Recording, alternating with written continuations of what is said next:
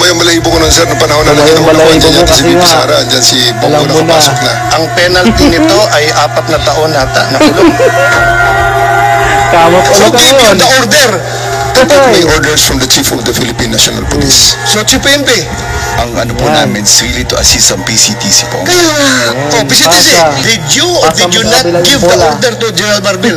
No. No. So General Marbil, are you lying? General Torre, may violation mo ba sa arrest ni former President Duterte? Ayun. No, sir. Any person arrested or detained or to shall be allowed visits by or conference with any members of the immediate family or any medical doctor or priest, minister chosen by him.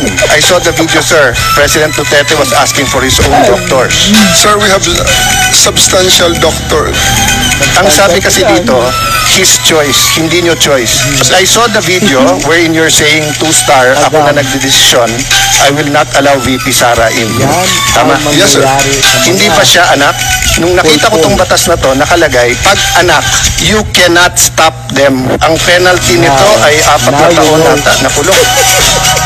Bawal na pigilan yung anak na bumibisita. So it's your call to violate the law. Yung doctors ho ba ni President Duterte certified him fit to travel? It's a part of the procedure for his private doctors for them to do that, sir. It will be the government doctors who will be No, taking that's not true, sir.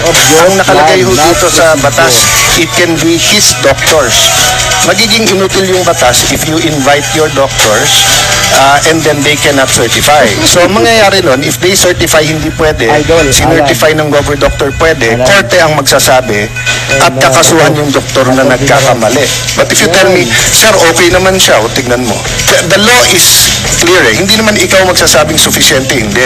But you're supposed to allow all of his doctors in right away and you're supposed to allow his family members there and not deny them. So, who give the order? Sino nagbigay siya ng order? Sir, I have a team. You're the one there!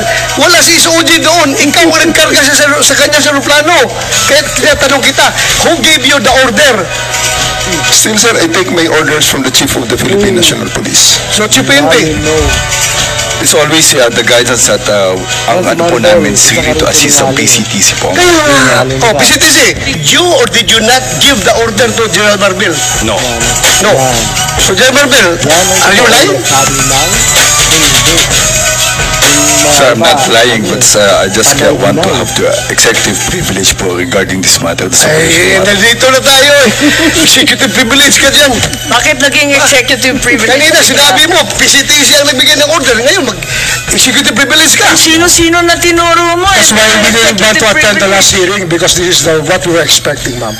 We didn't want to be bullied. We are not bullying you, sir. Ha? We want the truth. Secretary Remulla, I recall that General Torre, nagbigay siya ng interview na sinabi niya, bigyan lang ako ng eroplano. Ako nang bahala dyan. Arrest him and bring him to the Hague. Yun na. Simple as that. Arrest him and bring him to the Hague. Sagot ko lang, sir, bigyan mo ko aeroplano. O di ayos. So Secretary Remulla, nagpa-interview na si General Torre. We're not bullying him. He voluntarily gave this interview. Sinabi niya na siya talaga. Paano ba yun? Sino nagutos sa kanya? I give them the advice. So kayo ang nagutos? Serve the warrant of arrest. And number 2, surrender him to the Hague. That's what the law provides. So, sir, you're the one giving the orders. Well, in some ways, because I gave them the legal basis for all the actions that happened. So you're the one giving the orders. If I have to be the one, then if I am the one, that is referred to, I will admit it.